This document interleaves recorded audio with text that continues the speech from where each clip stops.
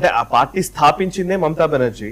So Mamata Banerjee ఇవాళ కాంగ్రెస్ లో చేరతారనే ఒకవైపు ప్రచారం జరుగుతోంది, ఇంకోవైపు టిఎంసి పూర్తిగా ఎన్సిపిఐలో మర్జ్ అయిపోయింది. ఎన్సిపి అంటే Nationalist citizen party of India అనే ఒక పార్టీ, త్రిపుర బేస్డ్ పార్టీ అది. ఆ పార్టీలో ఈ 20 మంది ఎంపీలు, మీరు ఇందాక చెప్పారు కాకోలి ఘోష్ దస్తీదార్ నేతృత్వంలోని ఒక 20 మంది ఎంపీలు సంతకం చేశారు. వాళ్ళందరూ కలిసి ఈ టిఎంసిని ఆల్మోస్ట్ 20 మంది ఎంపీల మేమందరం కూడా ఆ ఎన్సిపిఐ లో మర్జ్ అవుతున్నామని ప్రకటించారు. సో లోక్సభ స్పీకర్ దగ్గర కూడా వెళ్లారు. ఎన్సిపిఐ అనే పార్టీ అసలు ఎవరికి తెలియని ఒక అనామకమైన పార్టీ, ఒక రకంగా చెప్పాలంటే దాని పేరు మాత్రం ఆసక్తికరంగా ఉంది, Nationalist citizen party of India. ఇది త్రిపుర మినిస్టర్ ఒకరు పవన్ కుమార్ దాస్ అనే వ్యక్తి స్టార్ట్ చేశాడు.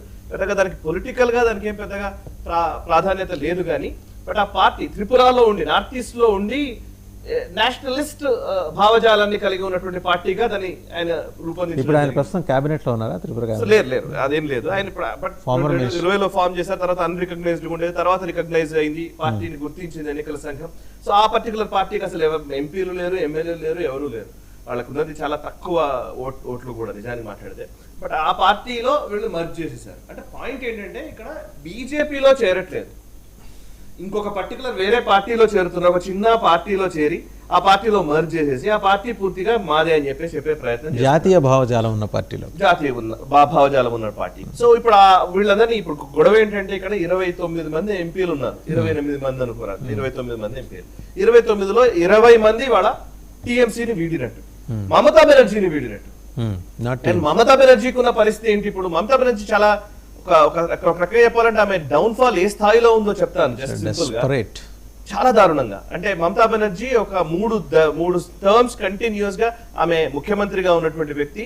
అండ్ ఇండీ బ్లాక్ నే ఆమె శాసించింది ఒక సందర్భంలో. అయితే అసలు రాహుల్ గాంధీని కూడా పక్కన పెట్టాలన్నట్టుగా మాట్లాడినటువంటి వ్యక్తి. అట్లాంటి వ్యక్తి వాళ్ళ సోనియా గాంధీ, రాహుల్ గాంధీ పంచన చేరుతున్నటువంటి పరిస్థితి. సోనియా గాంధీ గారితో ఆమె మొన్న జూన్ 9వ తేదీన అనుకుంటాను ఒక 1 అవర్ సమావేశమైంది. ఆ తర్వాత రాహుల్ గాంధీ తోటి అభిషేక్ బెనర్జీ 1-to-1 సమావేశం నిర్వహించారు. సో ఇప్పుడు రాహుల్ మొత్తగా టీఎంసీని పూర్తిగా కాంగ్రెస్ లో విలీనం చేయాలనే ఒక ప్రతిపాదన వస్తోంది. సో అవన్నీ చెప్తాను. దానికంటే ముందు ఫస్ట్ అసలు బేసికల్లీ ఇప్పుడు ఏం జరుగుతుందంటే మమతా బెనర్జీకి ఉన్న పరిస్థితి ఏంటంటే, మమతా బెనర్జీ అధికారం కోల్పోయారు, ఓకే, పార్టీ ఏమైనా నిలబెట్టుకుందామా అని అంటే కనుక పార్టీకి సంబంధించి క్షేత్రస్థాయిలో ఆమెకు ఉన్న ఆప్షన్స్ ఏంటి? ఆమె ఉద్యమ నేపథ్యం నుంచి వచ్చింది, విపరీతమైనటువంటి ఉద్యమాలు చేయడము, ఫైటింగ్ స్పిరిట్ తో వచ్చినటువంటి వ్యక్తి.